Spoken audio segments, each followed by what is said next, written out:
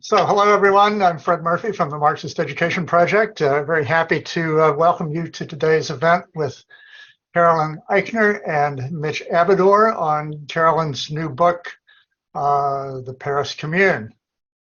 Carolyn teaches history and women's and gender studies at the University of Wisconsin in Milwaukee.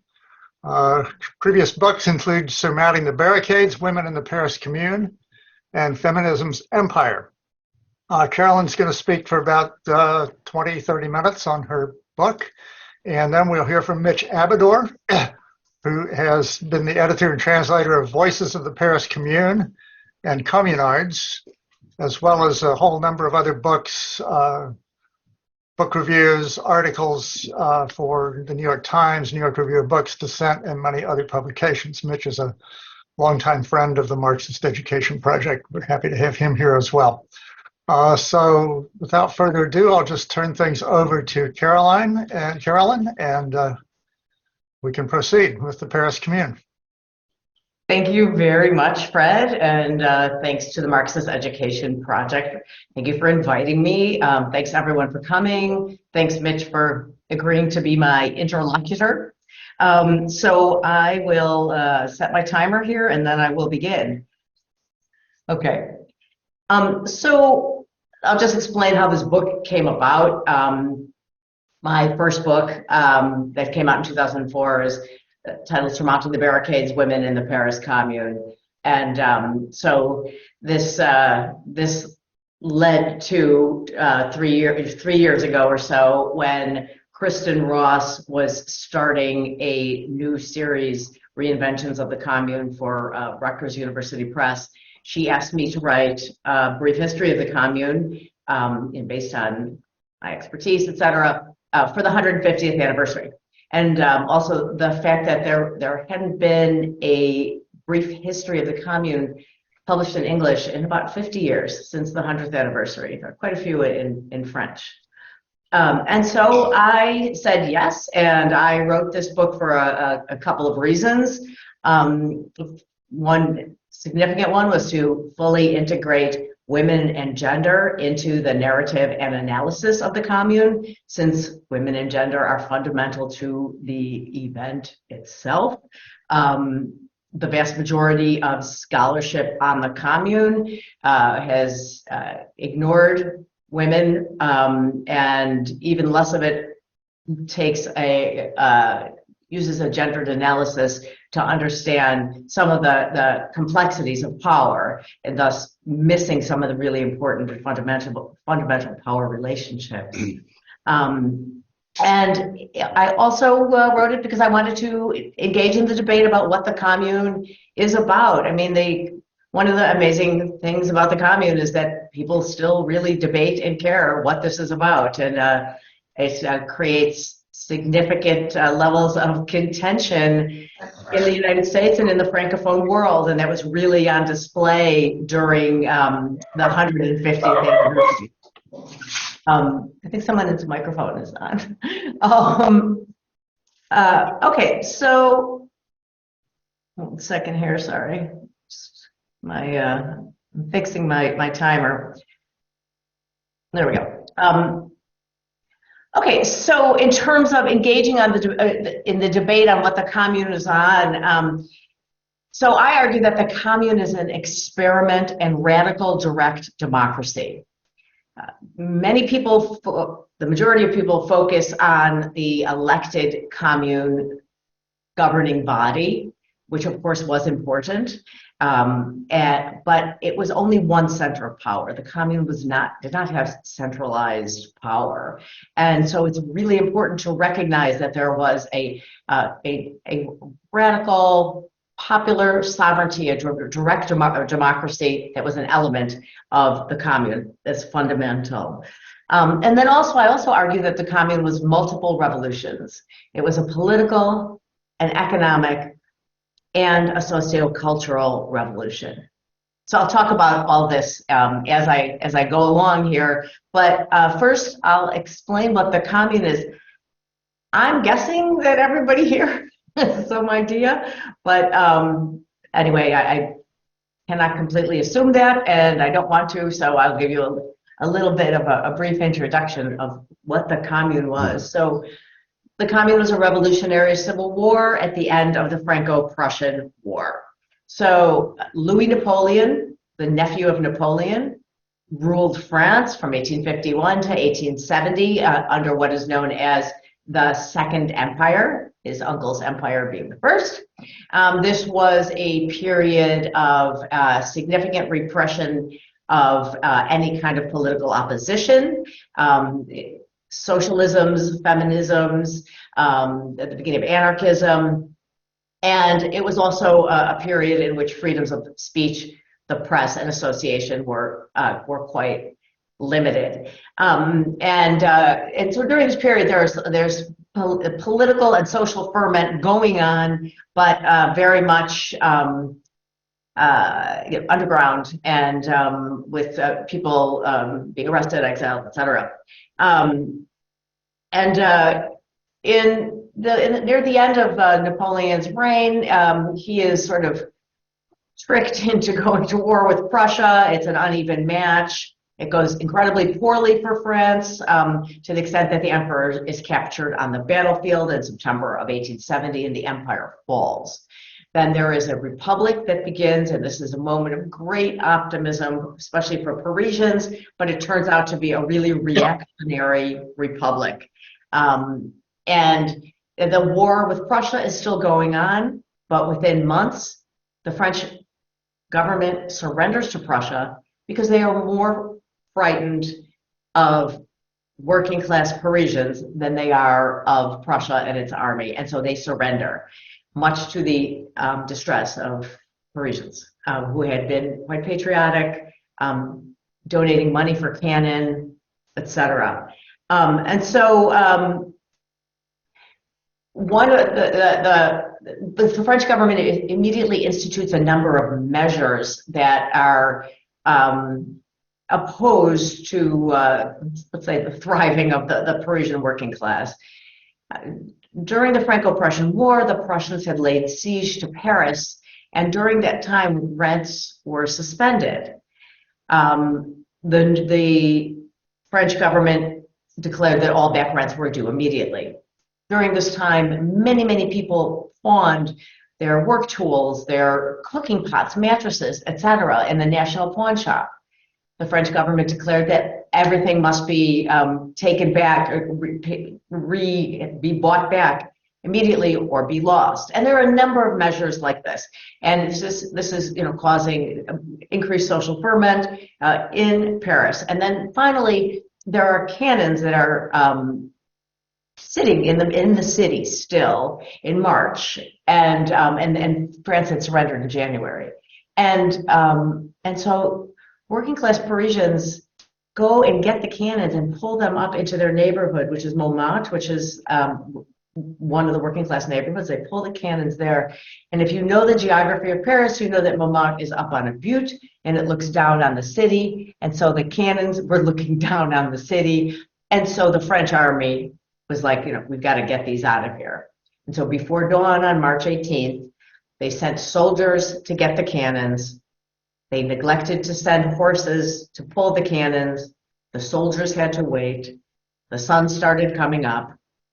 Women started coming out of their homes to go and get bread and milk and food for their families. And they saw the soldiers there for the cannons. And so women stepped between the soldiers and the cannons and said, what are you doing? What are you doing? You're our sons, brothers, fathers, husbands.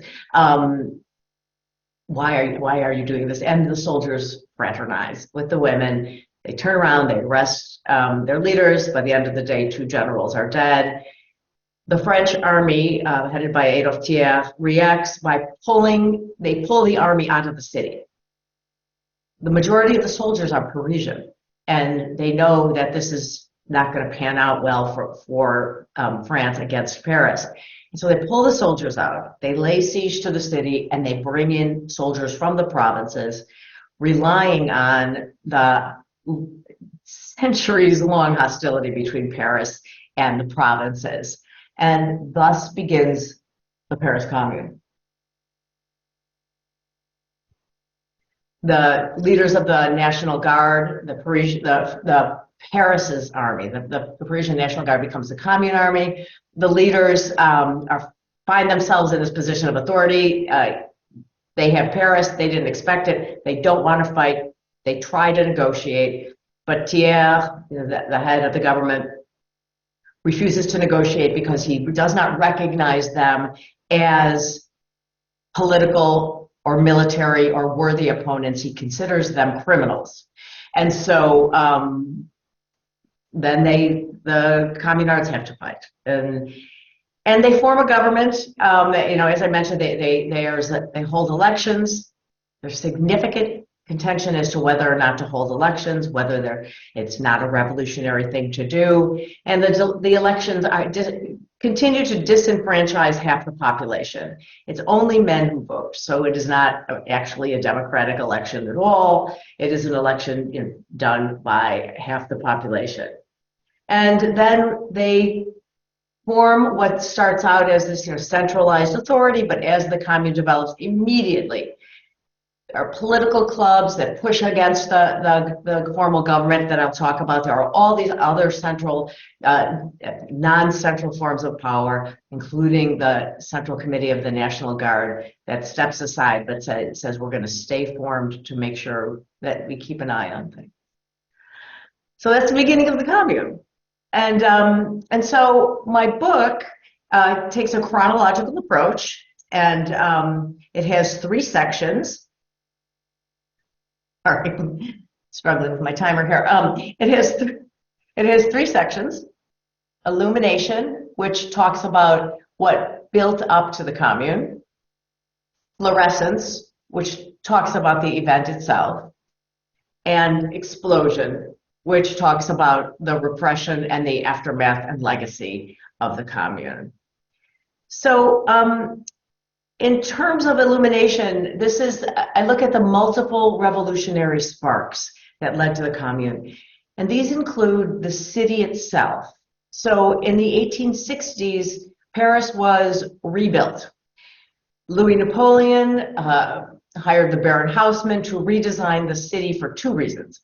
One, aesthetic, international position and visibility. They wanted a beautiful international imperial city. Paris was a medieval city at this point. It did not look like the Paris we know or think of. It had many, many tight, narrow, dark streets that were, anytime there was any kind of significant social unrest, working class Parisians could go into the street, dig up paving stones, build barricades, and block streets. And so the redevelopment of Paris, one of the reasons was to create a beautiful imperial city on the model of Washington, D.C., actually. And the other was to create long, wide boulevards that would allow the military to come sweeping into the city unhindered and make it much more difficult for Parisians to build barricades. And then another factor, of course, is the politics. So the politics leading up to the commune, and this is going to be a very simplified presentation of this, there are socialisms, there are feminisms, and anarchism. The socialisms that play out are the first international begins in 1864, and there's a significant Parisian branch. And most of these internationalists are collectivists, associationists. They're interested in organizing workers. Many are followers of Proudhon. And then there's also the followers of Auguste Blanqui, who take a top-down, more secretive kind of approach to revolution. They're not collectivists. They are not interested in organizing the working class. And then the third group that comes to play in the commune are the neo-Jacobins. And like the name you can guess, they are those strongly influenced by the Jacobins of the French Revolution, specifically 1793, the most radical part of the revolution. And many of them are veterans of the Revolution of 1848, which was not that long before 1871. And they also advocate a centralized kind of top-down authority, and they ultimately align with Blanquistes. And then there were multiple feminisms. So the feminisms in France emerge in the French Revolution, and there are two strands that go all the way through the 19th century. One is liberal feminisms, and those develop in 1789 out of the liberal revolution, and they seek women's political participation, formal political participation, women's suffrage, and legal gender equity without attempting to fundamentally alter the political structure. And then the other is the more radical kinds of feminisms that become socialist feminisms, and those emerge out of the more radical part of the revolution in 1793. And those develop into the multiple socialist feminisms that are playing out during the Commune. And then there is also a small amount of anarchism that is in the Commune, some from the followers of Proudhon, but some, Proudhon was a raging misogynist, and so there are some followers of Proudhon who are interested in his ideas about politics and social organization, but do not hold his misogynist positions. And there are also some women who are anarchists who do not accept his misogynist positions. And then the third element of I'm not going to go into all of them, but a third element of what the sparks that led to the Commune were the public meetings that were held in Paris starting in 1868, and they go on for 2 years until the war with Prussia. And in 1868, Louis Napoleon loosens rights of freedom of speech, association, and assembly in an effort to regain his waning popularity. And what happens is in Paris, intellectuals and socialists, feminists, and working class people start holding political meetings. So they're really started more by the intellectuals, and then working class people join, participate.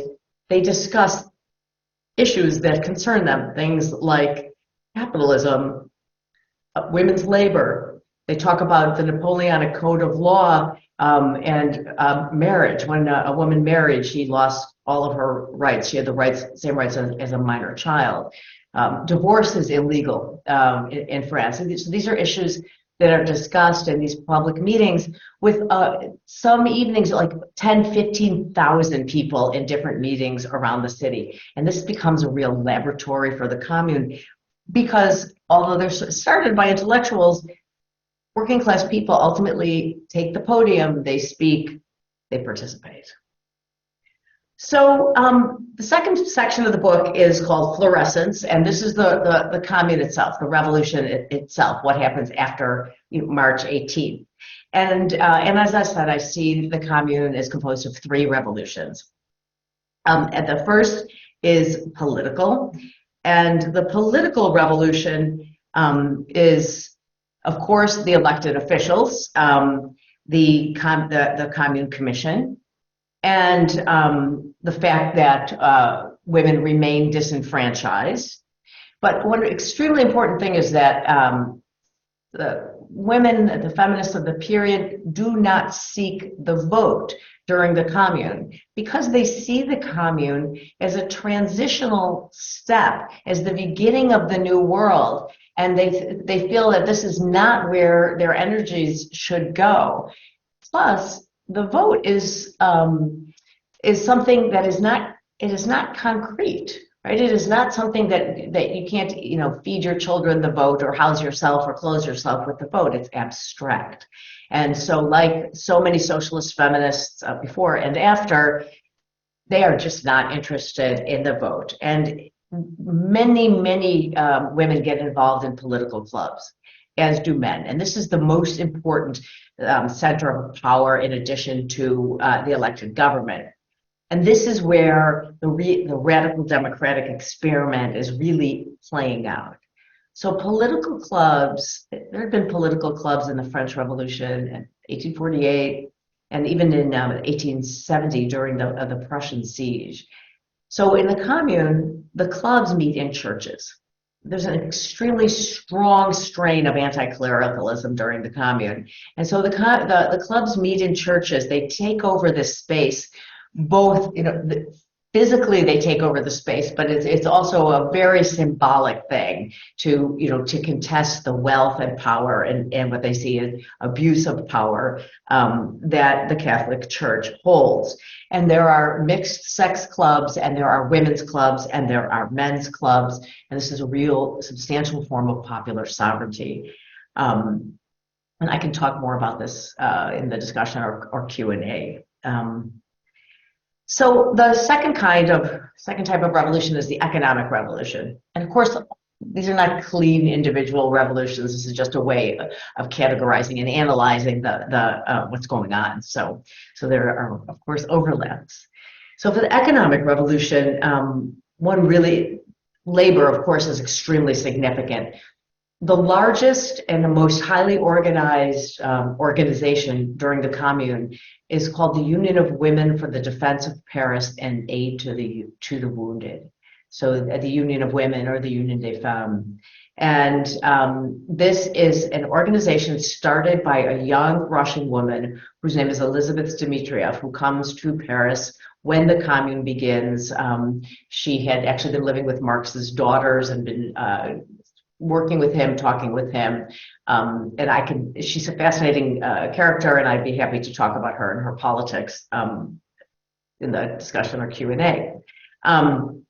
So the Union des Femmes had its long-term purpose was the reorganization and revaluation of women's labor, and she and the many other women who were involved in this were working to form producer-owned cooperatives based on the skills already present in the female working population in Paris. And she went about this in an extraordinarily systematic way. The archives hold records of meetings in almost every arrondissement, every neighborhood of Paris, except for the most bourgeois. And have her detailed, plans, handwritten plans of how to organize women's labor and revalue it.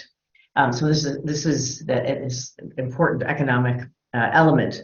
Another is the Commune government has to pay the National Guard, and this is how they're surviving.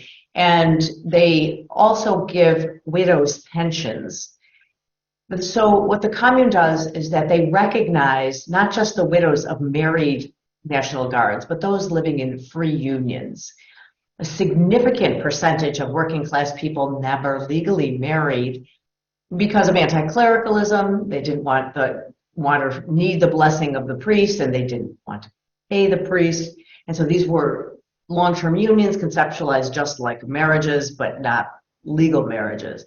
And so the Commune recognized them, and thus the widows of free unions received pensions. Another economic factor is banning bakers' night work. This is so a really important thing. Is the Commune 72 days long, so a lot of things that are put into place, they take a while to be debated. The Commune is not made of like-minded people. 72 days, right? So things are proposed and begin to be enacted, but the idea of banning bakers' night work really rested in the idea that people who were bakers, and these were mostly men, they lived at night and they couldn't live during the day, and it was a way of allowing them to reintegrate themselves into society.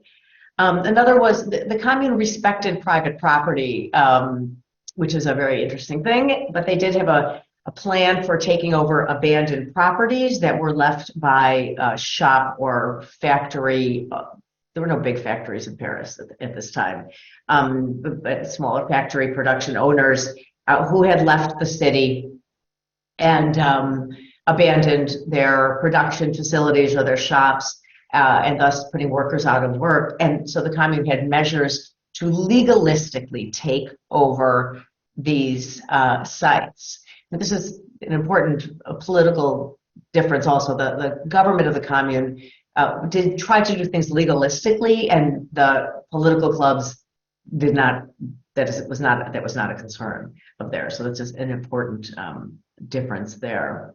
And the Union des Femmes also had a plan for taking over abandoned factories and workshops.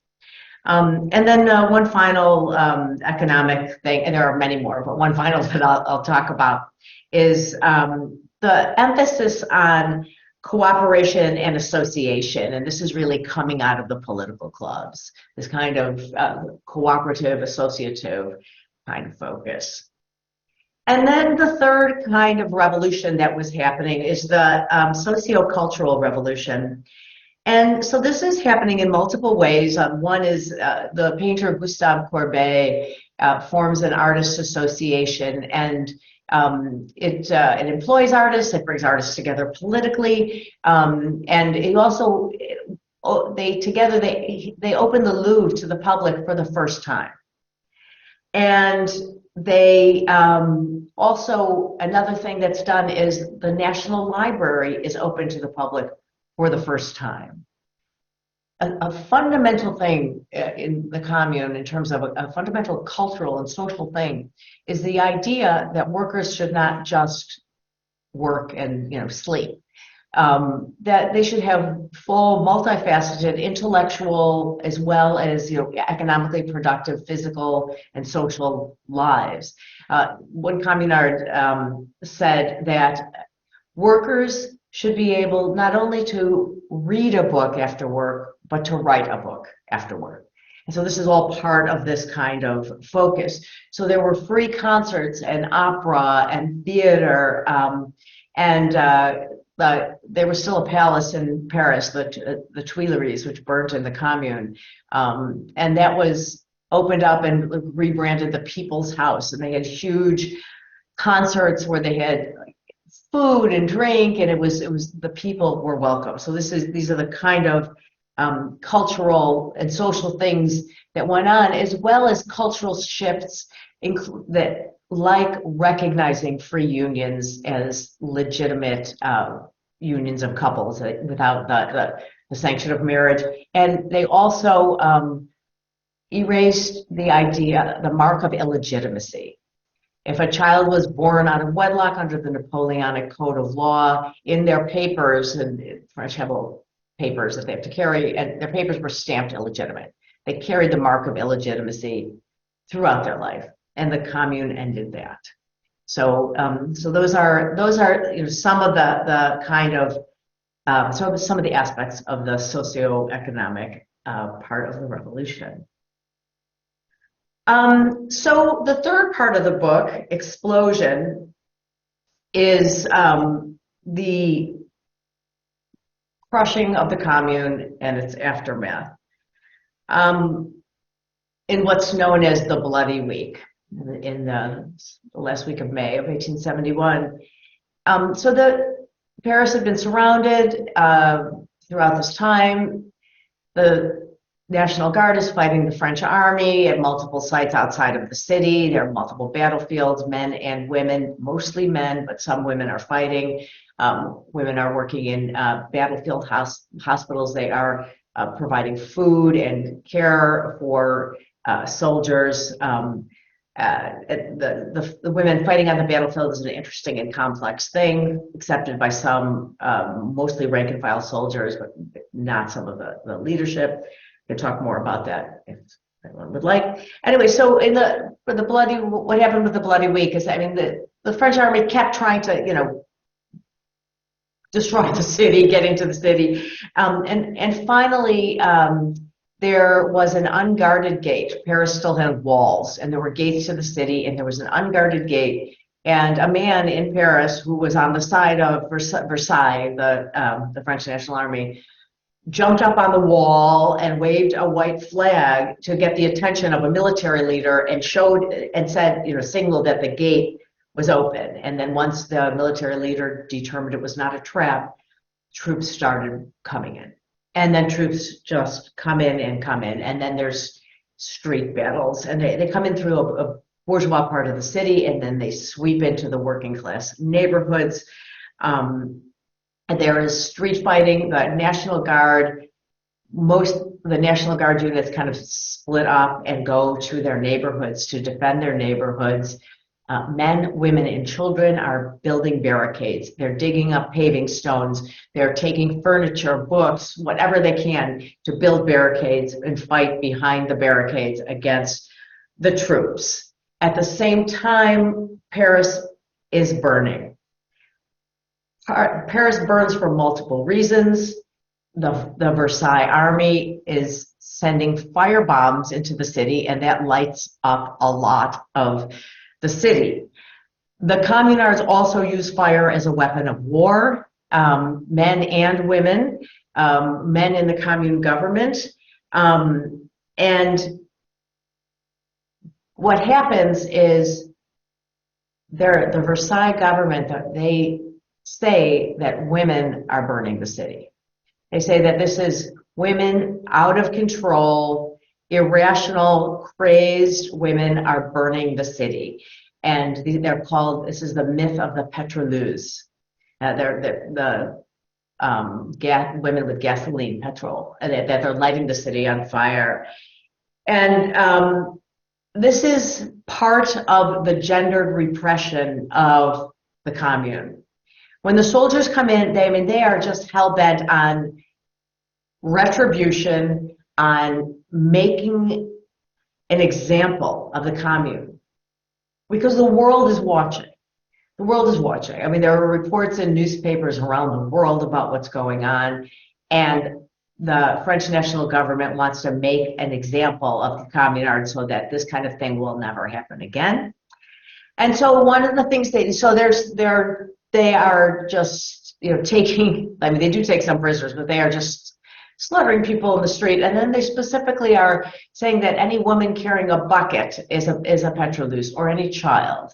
Of course, women carried milk in buckets, and it just became a bloodbath of men and women. But there's the specific kind of gendered blame of women because the women had stepped out of their proper role in their political engagement.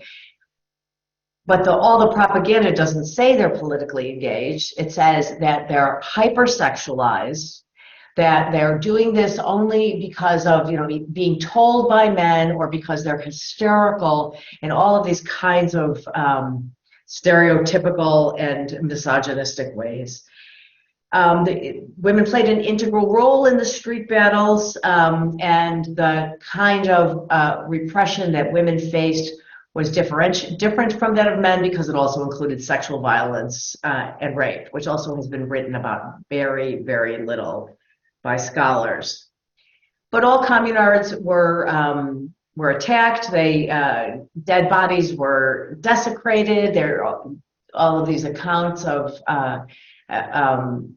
women being stripped and raped when they were killed, and of men also being stripped, being like having things put in their mouths, and like dead bodies propped up with like a cigar and a bottle. I mean, like this sort of complete disregard for any kind of human dignity. And this is very much about this sense that there's a quote, it will serve as a lesson. The repression will serve as a lesson. So the debate about how many communards was killed is a ongoing debate. People said 20,000, people said 30,000. The conservative historian Robert Toombs said 7,000, but he only used official records, and it was very much of he's trying to minimize the reality that this was an intentional slaughter by the French government. A recent scholar, Michelle Dunn, did a very detailed, she's actually a mathematician, detailed study, and she has shown that at least 15,000 Parisians were killed. And others were arrested and marched to prisons, to Versailles, which is 20 miles from Paris, and then ultimately many were deported to New Caledonia. And I think I'm out of time, but there's in terms of the legacy of the commune, and we can talk more about this, this is something that the commune has been highly contested. It's seen as a golden moment on the left and a horrible black right on the right. But what the commune was and kind of who owns the memory of it is something that has been contested amongst members of the left for the last 150 years. The myth of the commune is something that has taken on a life of its own in many ways, and the reality of the commune, though, leaves a legacy that's a bit of a roadmap to many different kinds of liberation and movements to equity. And I think that's the sort of the strongest thing that the commune leaves, is that it opened a tremendous number of possibilities. And I think that it also is one of the things that really opens people's imaginations in trying to consider what is possible in, up until today. And I'll stop there.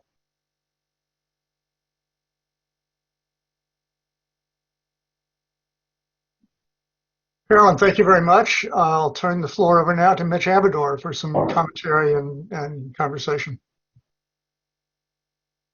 Yeah, make sure I'll see. My sound is on. So,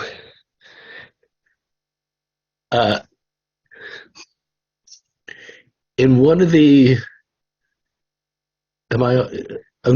articles I wrote about the commune for its 150th anniversary, I talked about how the commune is the elephant and the blind men. That a group of blind men told to touch an elephant and describe it, and they all come up with something different because somebody touches the trunk, and somebody touches the ears, and somebody touches the tusks. And the commune I've always thought of as like the elephant of the left. And because listening, Carolyn, I read Carolyn's book. I was impressed with Carolyn's book. I mean, I think Carolyn's talk was terrific. But I don't even know if we're talking about the same event when it comes down to it, because from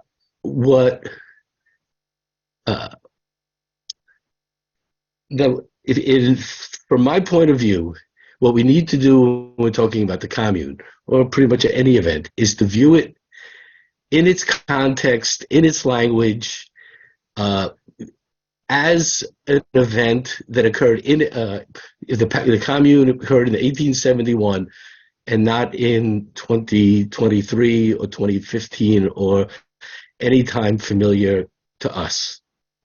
And so the context is different, the way that people view things is different, the language they spoke is different, their awareness of the language they spoke is different as well.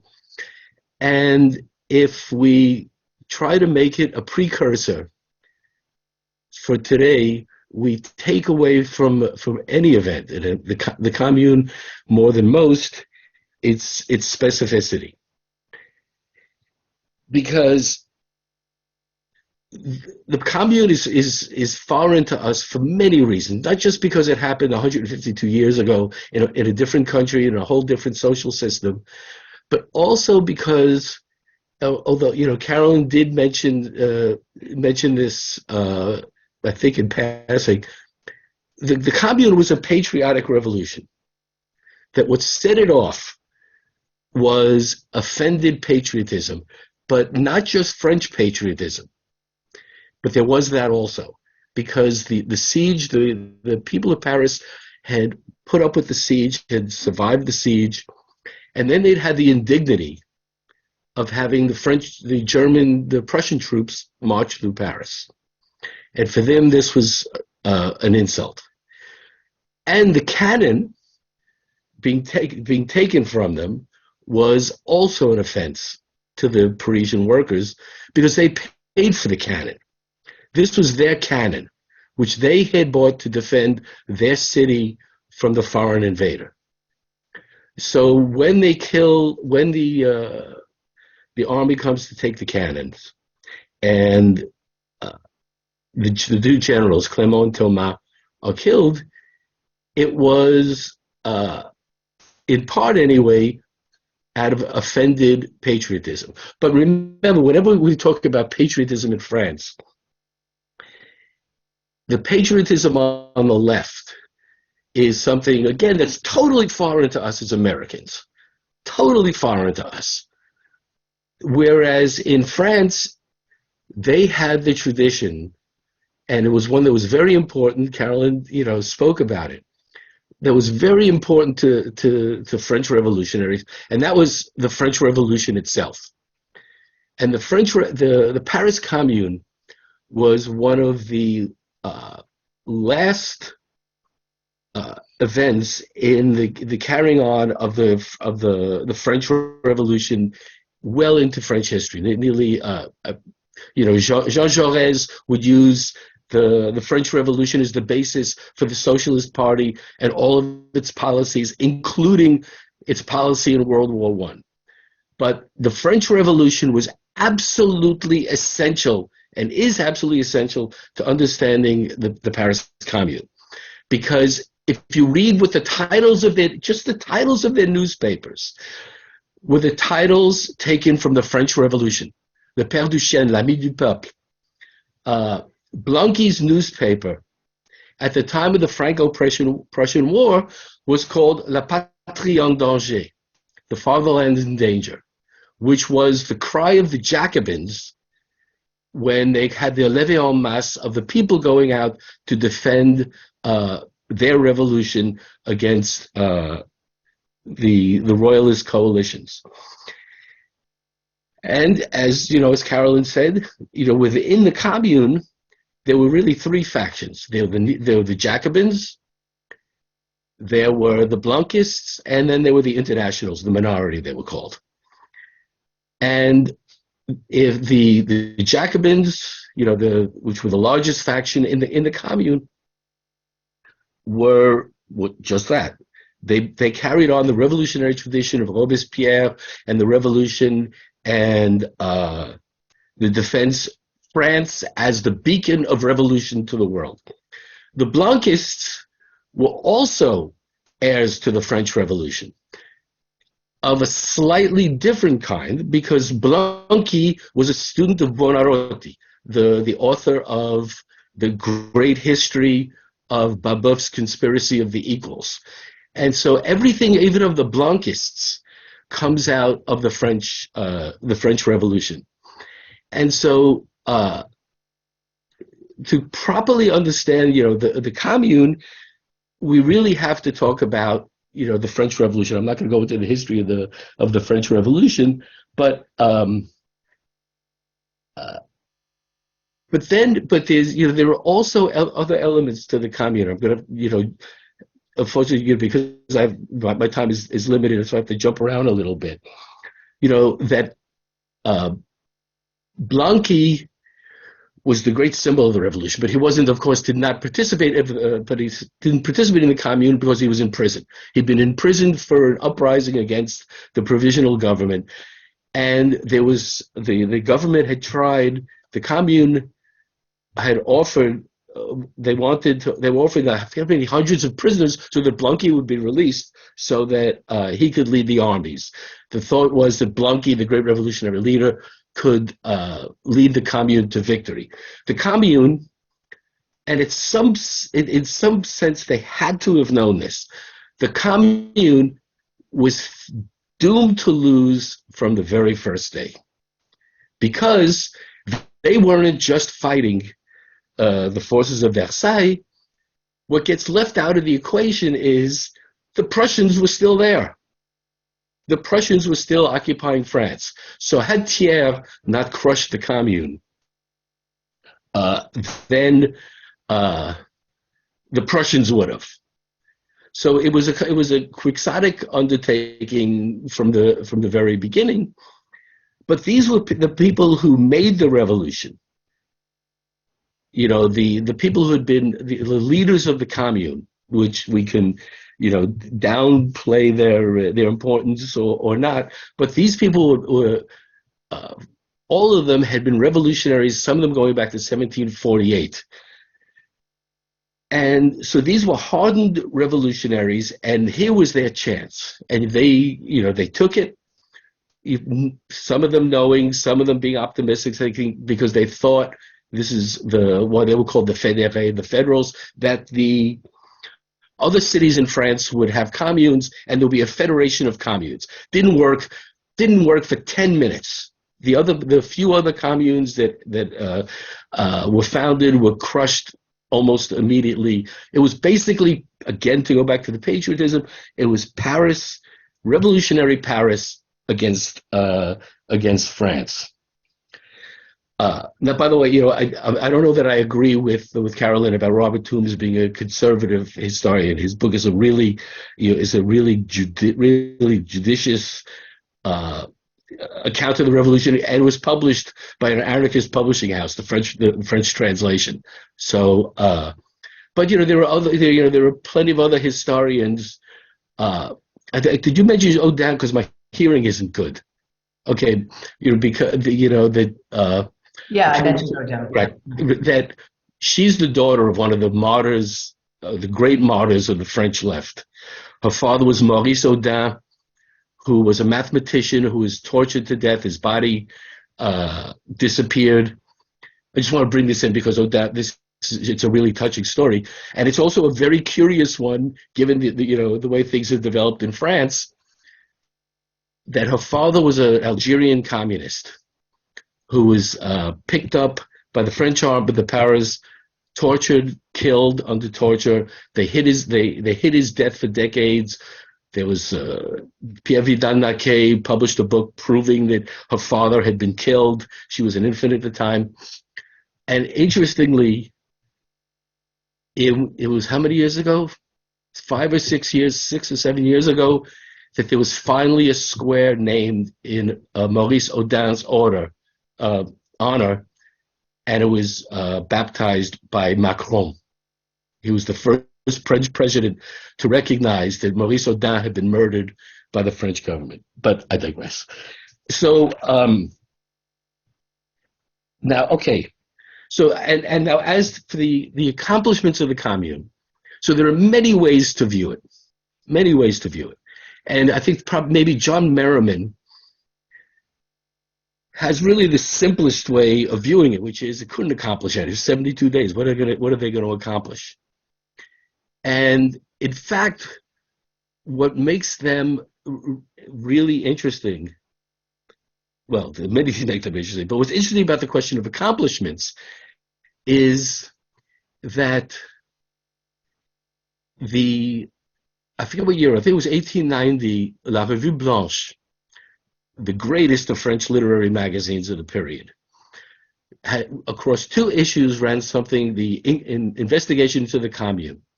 And it covered 2 issues, and I've translated most of it in my books on the Commune. And they had veterans of the Commune talk about the experience of the Commune. What were its accomplishments? What were its failures? Why did it fail? And the majority of those who participated in the Commune said that it failed because they were too busy talking and not enough fighting. And that was what was its Achilles' heels. And as you said, Carolyn, the most famous measures that they passed, and there's no question but that they passed them, about the goods at in the pawn shop, and about night work for bakers.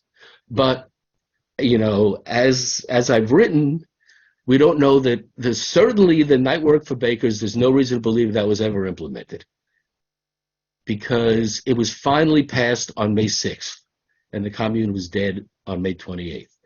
And nobody had ever come up with any means of enforcing it.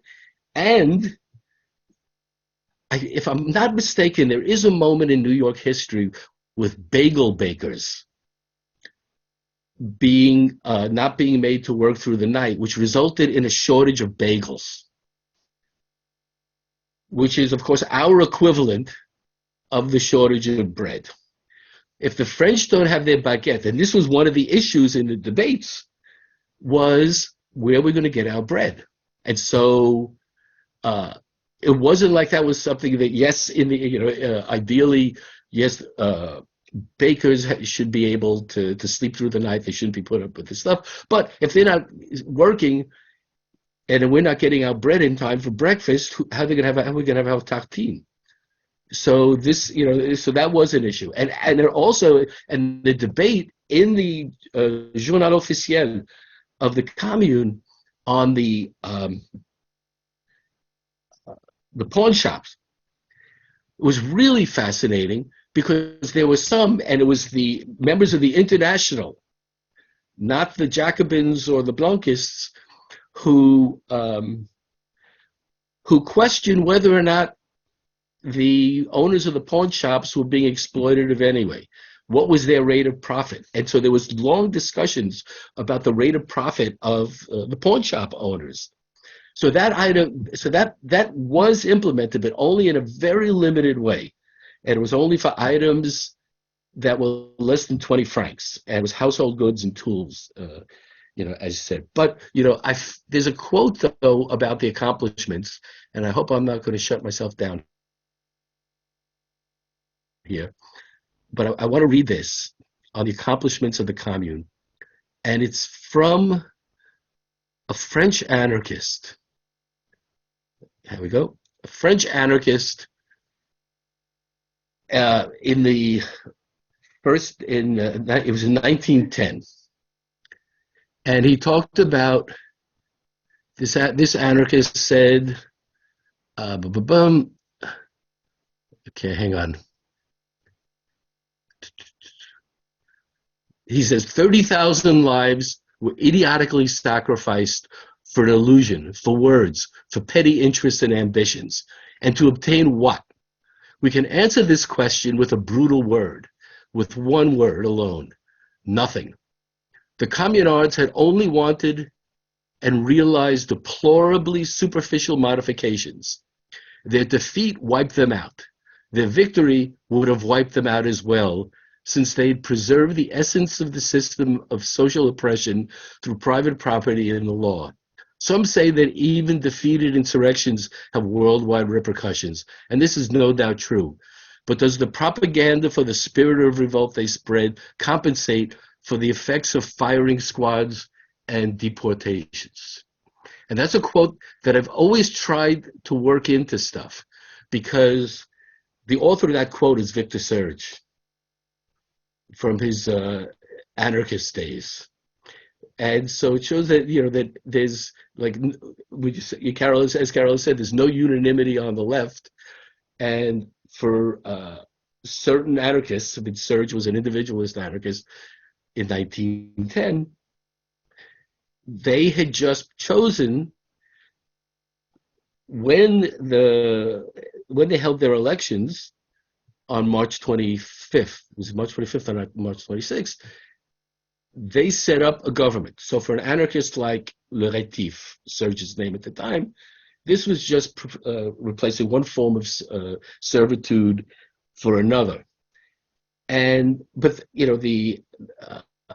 there was, in fact, almost, other than the Proudhonians, and there's a debate whether or not the Proudhonians were really anarchists, but there was no Bakuninist movement in France. Anarchism really doesn't take off in France until for another decade or so, because the Commune, and this is what Serge was talking about, that as a result of the Commune's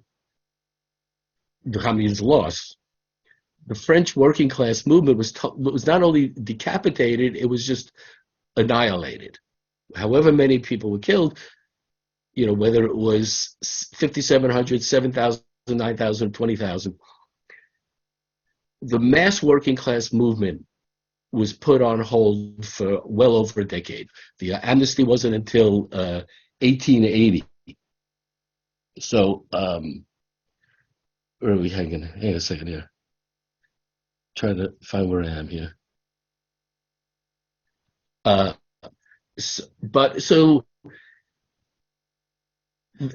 the Commune, although it served as exemplary, for example, or let me change that. We all know the story about how Lenin and Trotsky danced when the commune, when the Bolshevik Revolution reached its 73rd day, and so they had outlived the commune because they had learned lessons from the commune. The lessons they learned from the commune were all the worst of them, because the commune, and this was is something that gets passed over, unfortunately, is that, and it was particularly the members of the International, defended democracy, free press, and free debate as far as they could. They finally caved in at the end, but very early on, the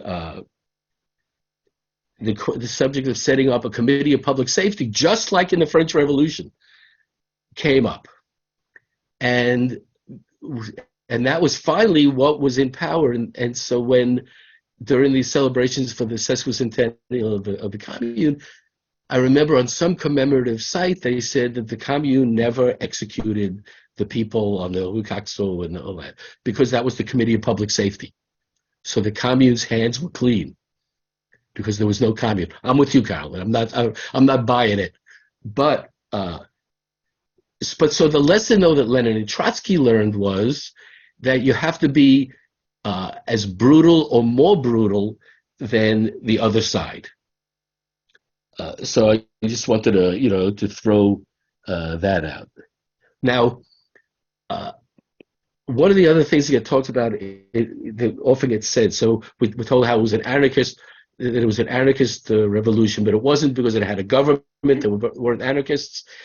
It had government departments. There was no president. There was just the president at the sittings, but it was a government. We could say that there were the clubs, and the power was in the clubs. The fact was, the commune was a government with a journal officiel, which they also made sure was available for virtually nothing. I forget how many. I think it might have been 2 centimes, so that it would be available. And then when days where they couldn't print it, they made sure that it was posted. So it was a very open and democratic government.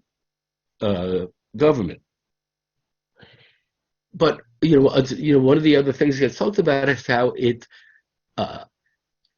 when one of my books on the commune came out, one of the proofs that was given that the commune was an anarchist uprising was that officers were voted for in the National Guard, which is absolutely true, but also it dated from the very beginning of the National Guard. It had nothing to do with the commune. Officers had always been elected, so that had nothing to do with it.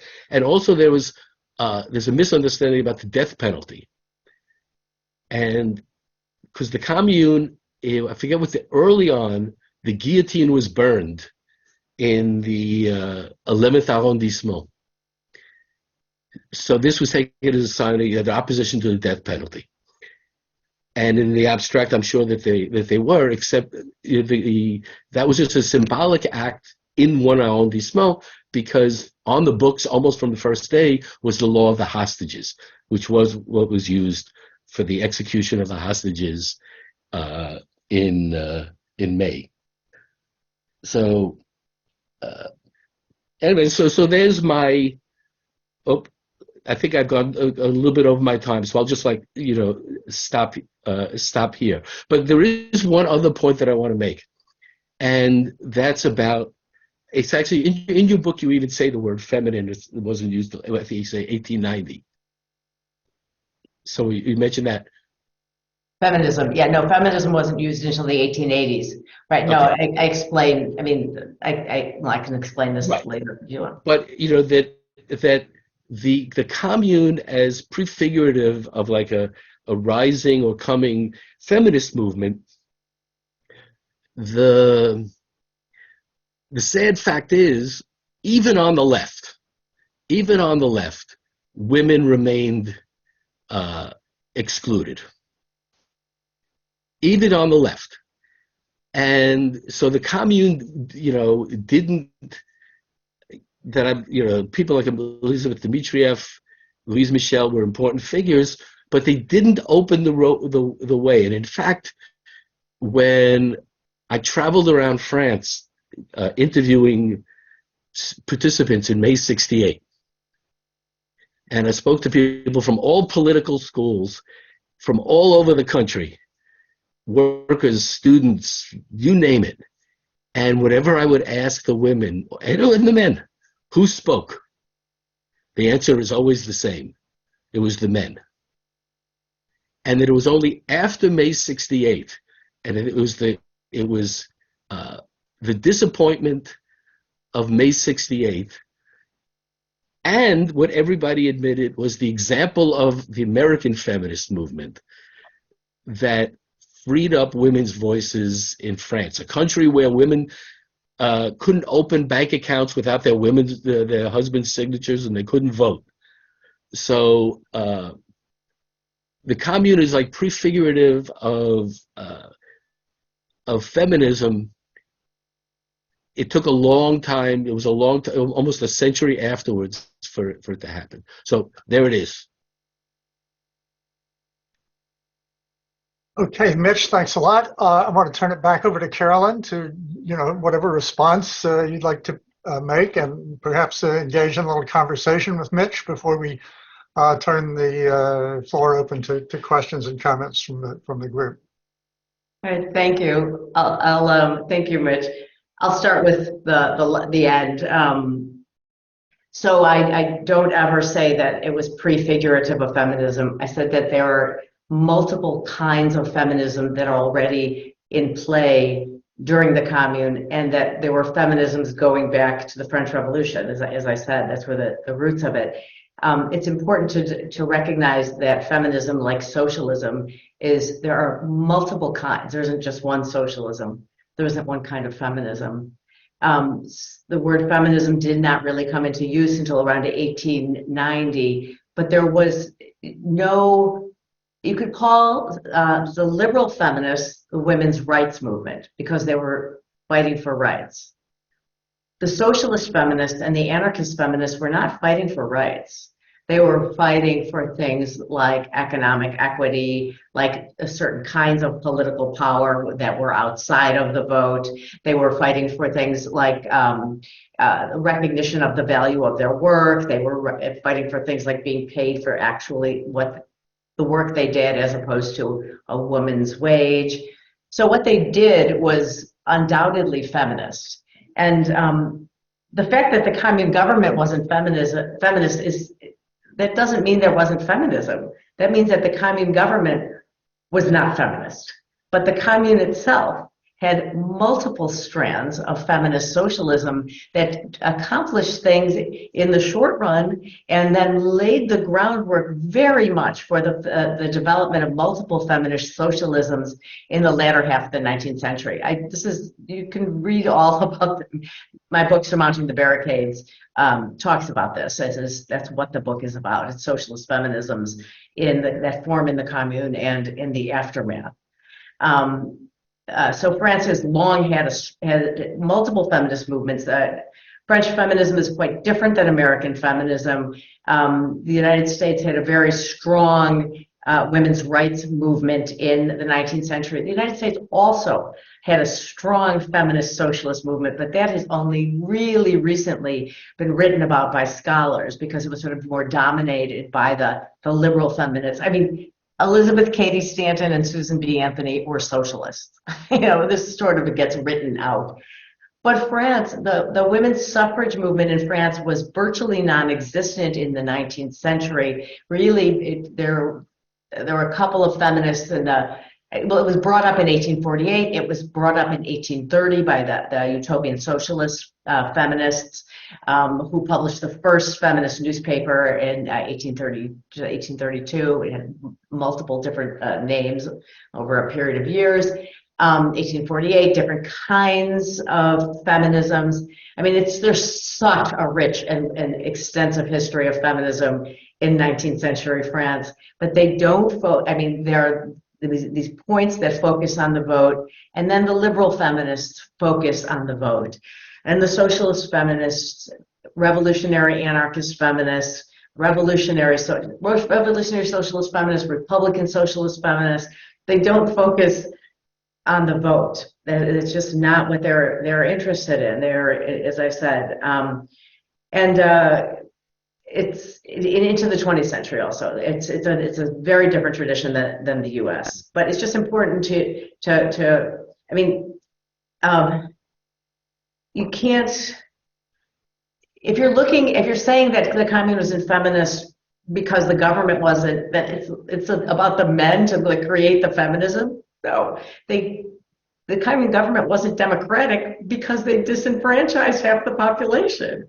I mean, the feminism came from the bottom up, just like the alternative forms of power. The commune government was created to be a more centralized authority.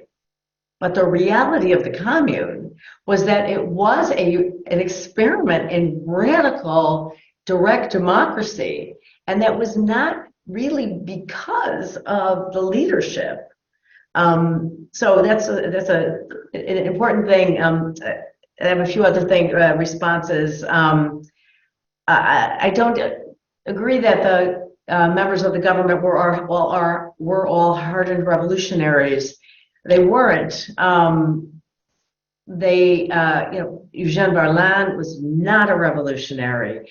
Leo Franco was not a revolutionary. They were pushed into that situation, but that was not their earlier kind of socialism. These, internationalists, they were not, looking for revolution. And that was the Blanquistes, and the Blanquistes are the ones who voted in the Committee of Public Safety, thus the internationalists being the minority. Let's see, wait, did I have something else? The Marseille Commune lasted 10 days. And then like Lyon, there were several that lasted a few days. And then there was also a commune in Algeria. And I think, the idea of the commune is, being doomed to fail. That makes sense militarily, but only militarily. And that's not failure.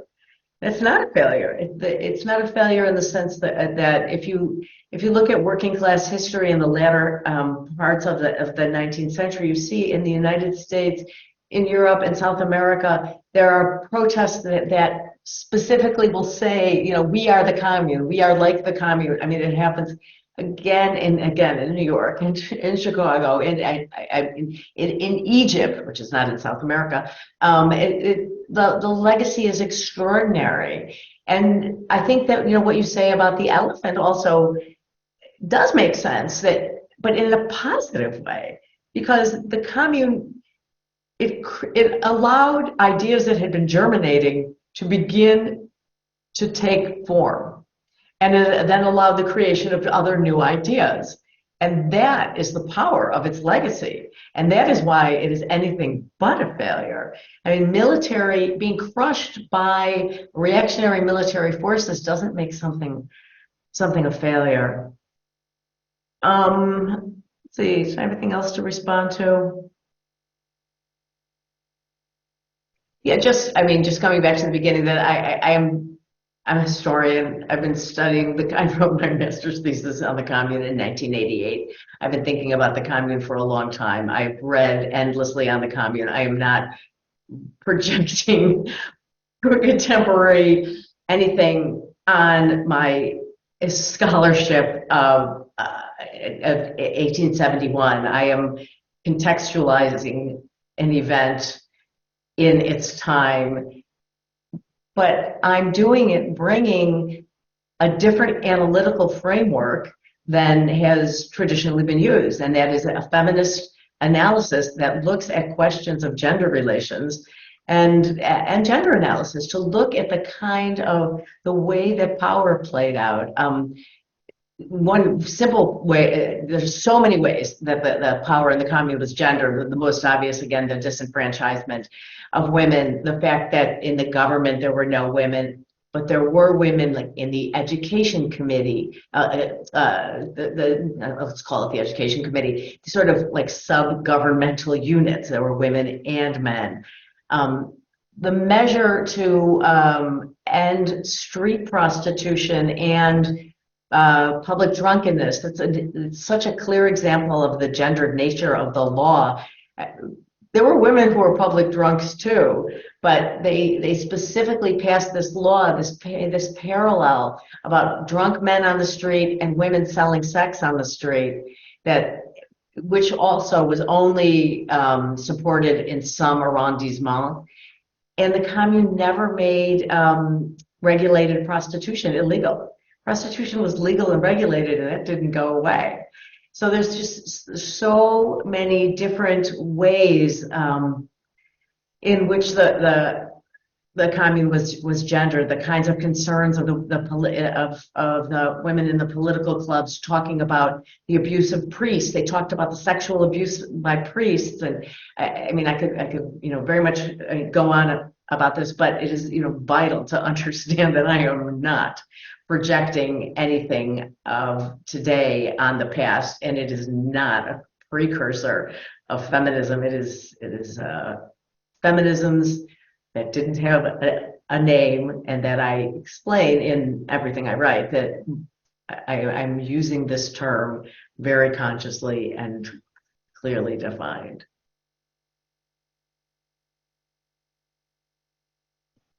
The only thing that I had my say, Carolyn had her say. The only thing that I want to say is that maybe revolutionary, although I'll stand by it, but people like Valles, the International, these were all people who had been opponents of Napoleon III, who had all paid for it, for their support. I'll stand by those guys. I have no problem defending their political and historical records. And me neither. I'm sorry. I thought you were saying it like you were associating it with like a kind of a bloodthirstiness. No, I think that revolution doesn't mean bloodthirsty. So no. They were. No, I just. But by the way, there is a sideline that I have to point out, and this has nothing to do with anything that you said or that I said. You mentioned Courbet, but what's interesting is poor Courbet, who was behind the destruction of the Vendôme column, which the Commune destroyed as a symbol of imperialism and war, and there's all this dozens of fabulous photos of the event, and Courbet was made to personally pay for it out of his own pocket for the reconstruction of it, but the trial records, I mean, Courbet was totally admirable during the Commune, but in the transcript of his trial, he tried to, I guess, for logical enough reasons, he was very anxious not to take any credit for the destruction of the column at his trial. So it bankrupted him. I mean, it was, and that's what they were obviously, like so many things, it was about punishment and retribution. Right.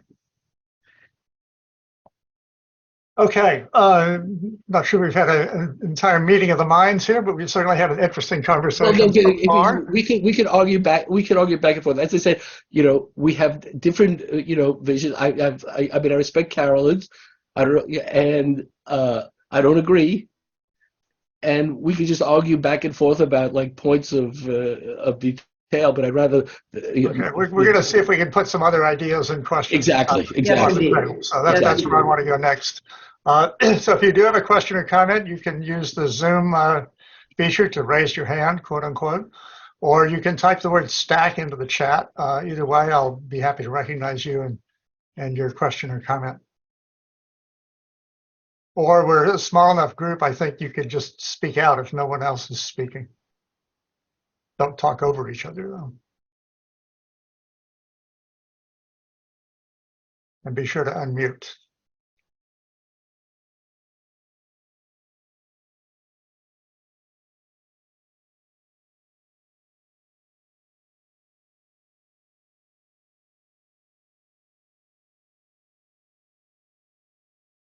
I apologize for joining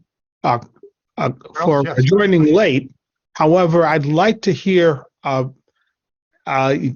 further elaboration of a Marxist sum up of the Commune in contrast to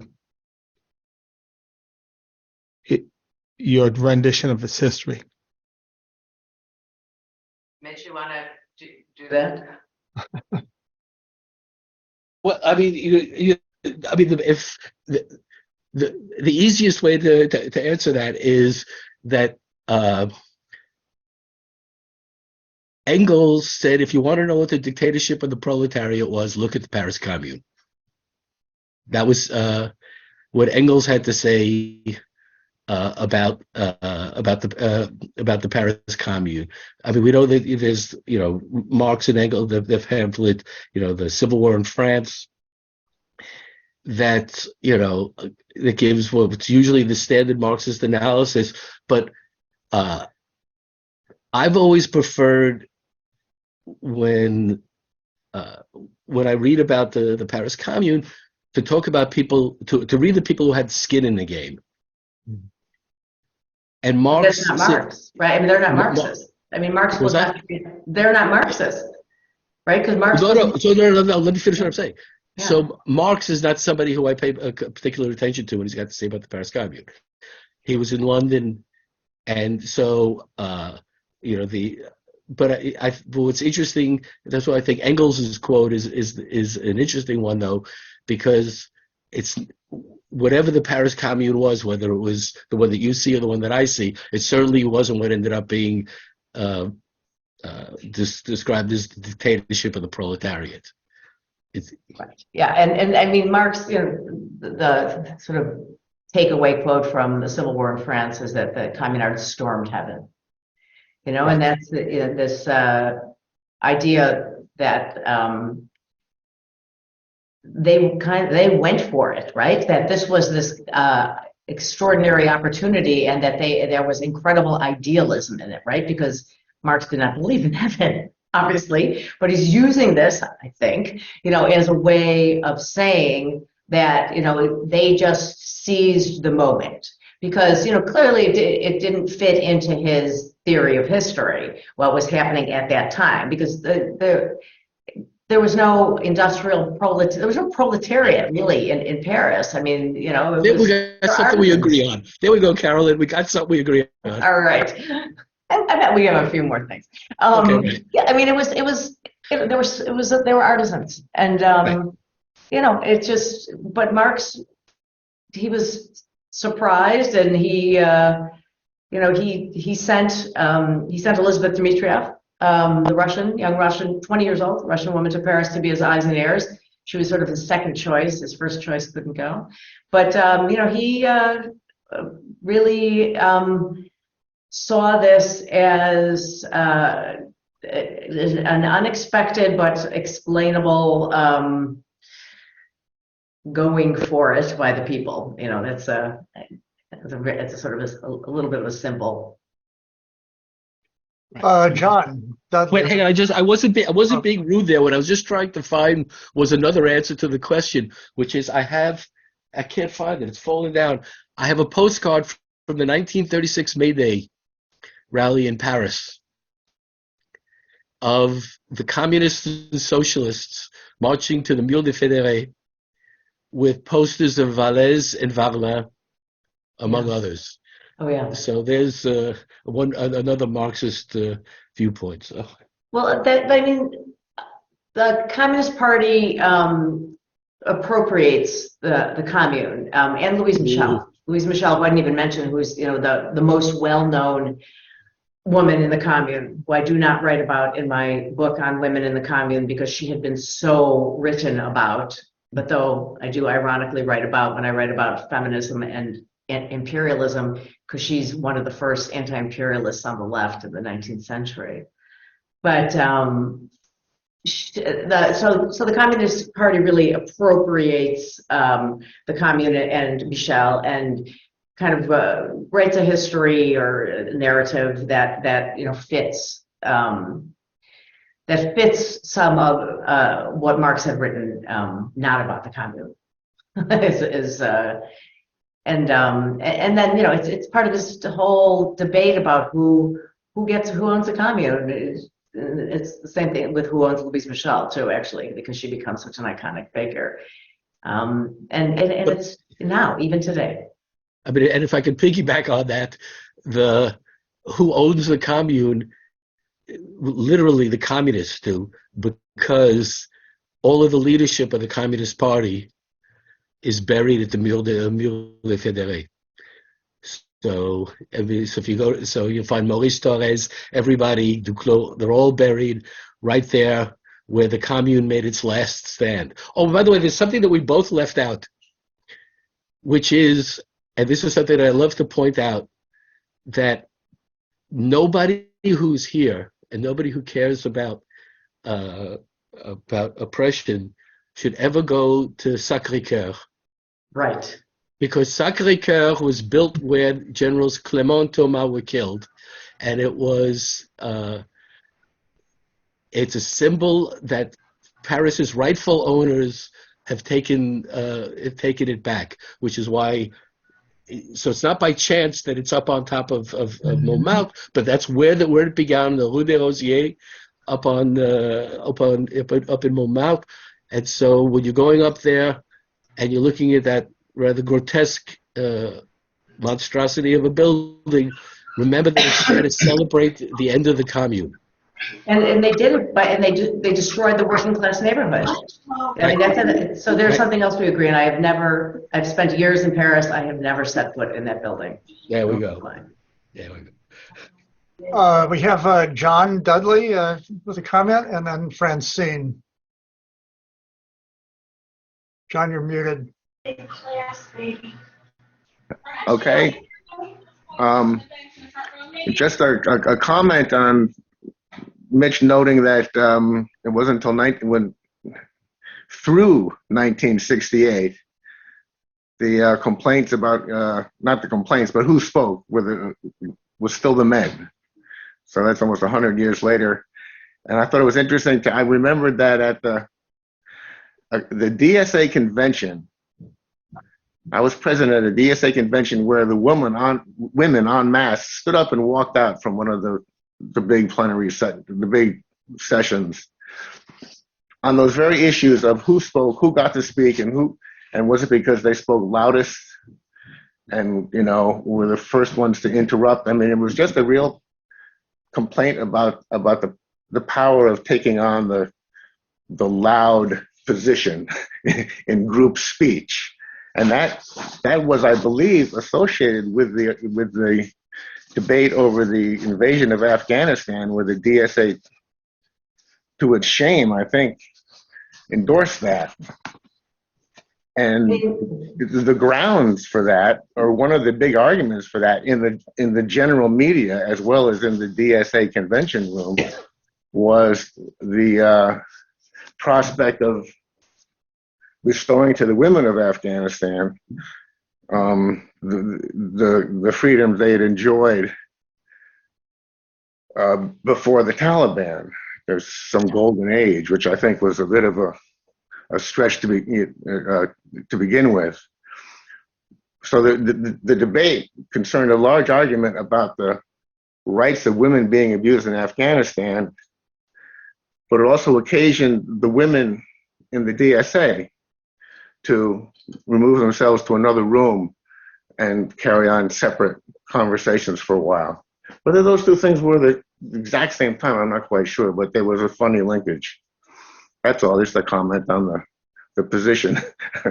Yeah, and I mean, it's a really good point, and the reality is that those power inequities still exist, and feminism still continue in the same way that anti-racist movements still continue. There were, anti-racist movements have been going on for a very long time. I don't think anyone's going to deny that those existed 150, 200 years ago, and there's still racism. So I mean, and what you mentioned about you saying that the justification for invading Afghanistan is to restore women's freedoms. Using women's freedom as a justification it goes back to imperialism. It goes back to that women's status was regarded as a metric of civilization. It goes back to the Scottish Enlightenment. That's really where it started, and as an excuse for all kinds of invasion and intervention. So liberation movements take take many forms, and sadly, you have to keep going. Yes. Francine, you had a comment or question? Yeah, actually, this was really intriguing. Thank you very much. I'm a labor historian, so I'm looking at it from the point of view of how the AFL had organized in the turn of the century and even before.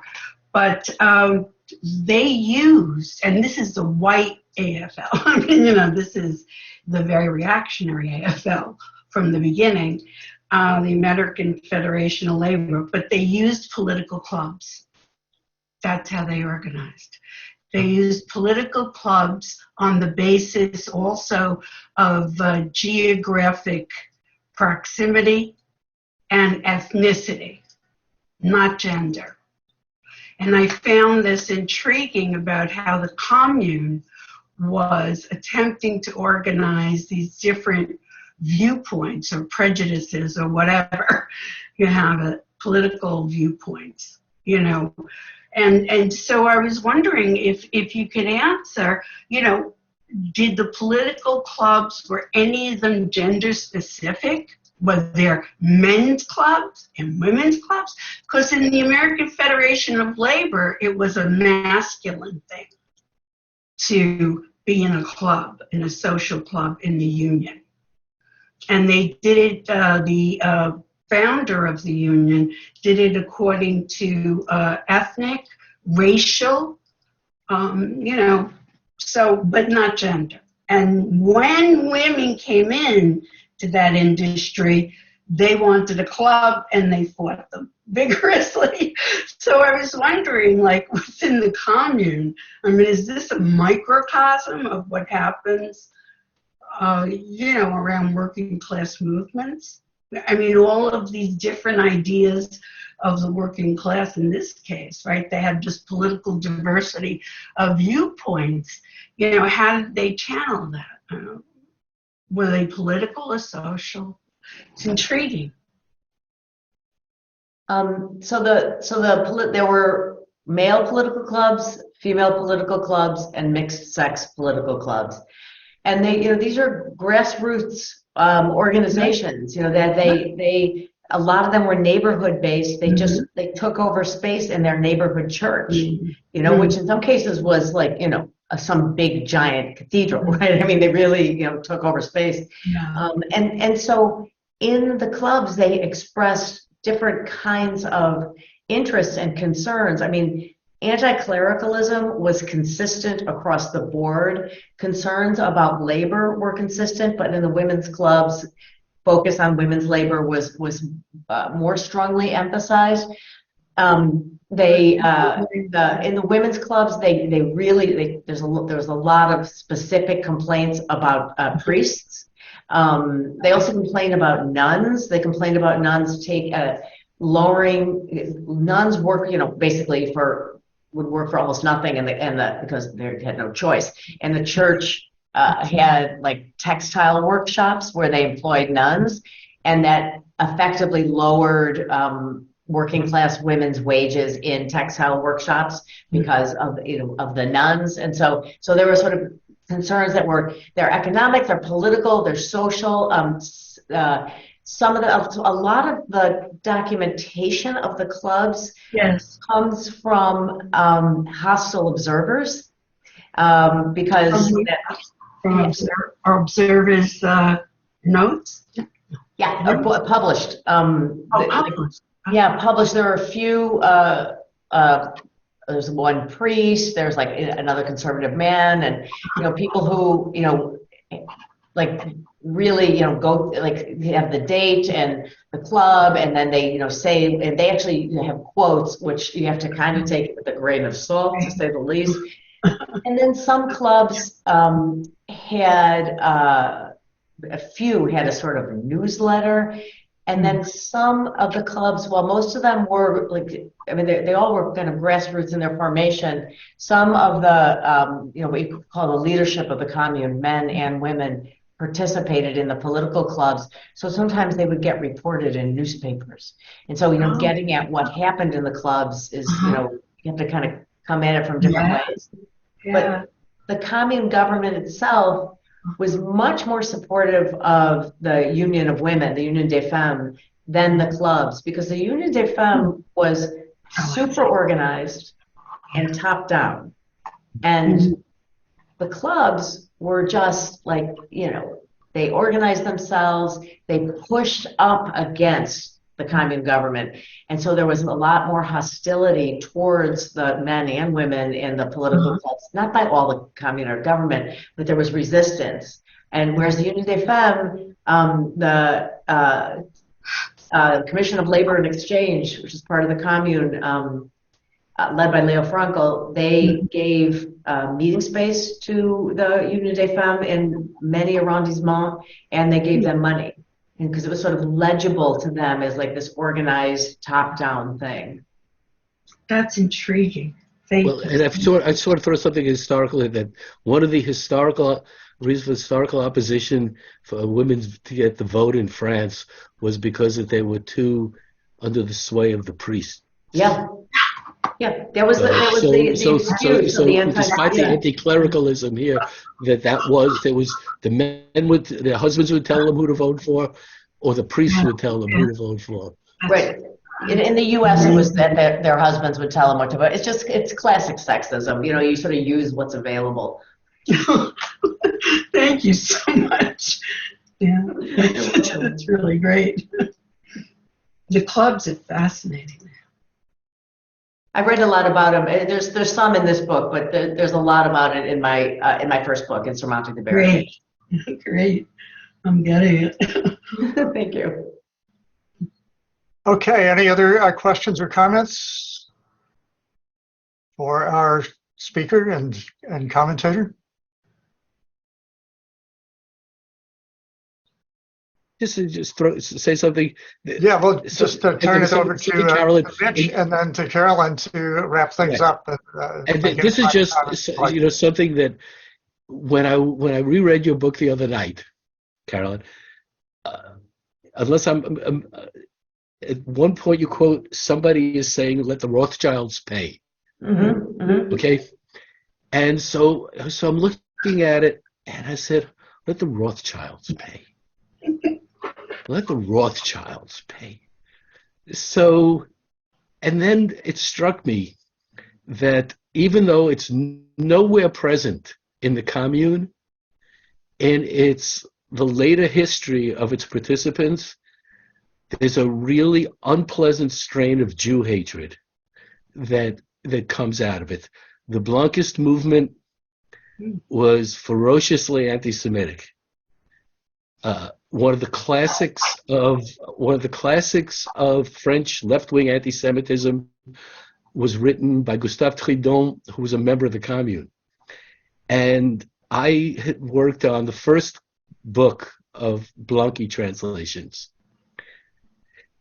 into English, and there was a conference in England, and we discussed, and this was brought up, and how yes, the Blankist movement was anti-Semitic, but Blanqui himself was not anti-Semitic. There's not a trace of anti-Semitism in any of Blanqui's writings, except if you read Maurice Domanger's biography, he co-wrote the Le Molokisme Juif, his disciples' book, but kept his name off it. So Blanqui himself was unfortunately, and also Benoît Malon, Henri Rochefort became an absolute frothing at the mouth Jew hater, opponent of Dreyfus, and so the last gasp of French left-wing anti-Semitism came out a decade or so after the Commune, and came from communards. So I'm not painting the Commune as an anti-Semitic incident, but it is a really curious fact, that the French left had been really badly infected with anti-Semitism. You know, Tusnel in his book *The Jews, the Kings of the Era*. But then after the Commune, people like Malone and Tridon and Rochefort and Blanqui were all at the forefront of left-wing anti-Semitism. I'll end on that positive note. Yeah, yes, Thank you, Mitch. absolutely. Sorry. No, go ahead. I absolutely agree. I mean, Rochefort, I mean, he was aligned with the anti-Semitic parties. And yet, and as you said, he's an anti-Dreyfusard, and yet that, the Rothschilds let the Rothschilds pay for it. Yeah, and actually, the last chapter in my most recent book is this book came out. I had an unusual year. Book came out in March of last year, and then in June, my book Feminism's Empire came out. And the last chapter on that is about feminisms and anti-Semitisms, and that overlaps with socialism. So in it, I talk about Louise Michel not being an anti-Semite, but still using the figure of the Jew. And the chapter is really about the figure of the Jew and its prevalence in French culture. And it's really about anti-Semitism being so woven into French culture in the 19th century and the 20th, but I didn't write about that.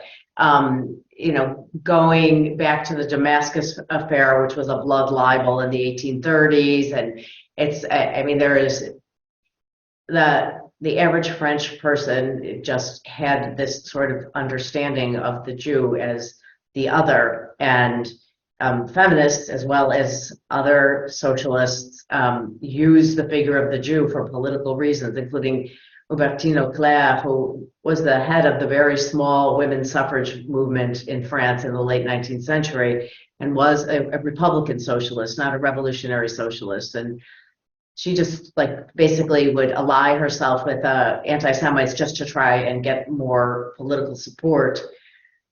And then Louise Michel wrote a book, a novel. Louise Michel wrote a lot of novels. She wrote a novel called Les Claques d'An, which is it's not a very good novel. It's a sort of a story of a Jewish man who is a stereotype. He's a wealthy, heartless, horrible capitalist. He has two children who become involved in the social revolution, and they lead the society into they lead the social revolution. The son dies, the daughter leads them into the revolution, and at some point the daughter drops a book by Kropotkin, and her father picks it up, and it enlightens him, and he sees through that and his daughter, he sees the light, and he sees that capitalism is terrible, and the new society comes, and he goes back to his original self, which was a poet. And her contention is that capitalism distorts everything, and that all religion is bad, and that it's not Jews who are evil, but it's capitalists. And yet, she's using these tropes, and it's incredibly complicated. She's using them to argue against an innate anti-Semitism.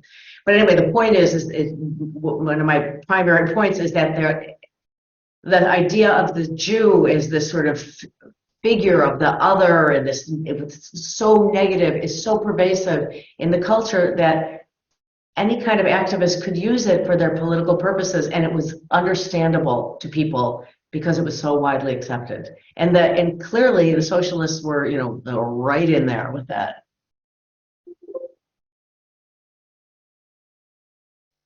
Okay, I don't know if I want to end on that. No, let's end on, what would you like to end on? I guess I'd like to end on the Commune. I guess this has been, I think that, our discussion is a very interesting one about kind of the richness and the fecundity of the Commune as a source for ideas, and also of the importance of understanding that history is an interpretation of the past, and that historians interpret the past, using, analytical tools, et cetera, and that it's a continually kind of involving thing, and that, to be a historian, you try your best to understand what happened and how it happened, and that, from my perspective, that like new analytical tools that use gender as a category of historical analysis can shine light on power relations that have been obscured when those kind of factors aren't looked at. So I guess I would want to look at that, though. That said, the book itself is not, I mean, my first book is about women in the Paris Commune. This brief history just integrates it, in a way that is a reflection of the reality. So it is not a book about women and gender, but it's just part of the history of the commune. And I guess I'll end on that. Okay, thanks, Mitch. Thanks, Carolyn. And thank you all for joining us. And please visit www.marxedproject.org for more upcoming events and classes. Thanks again.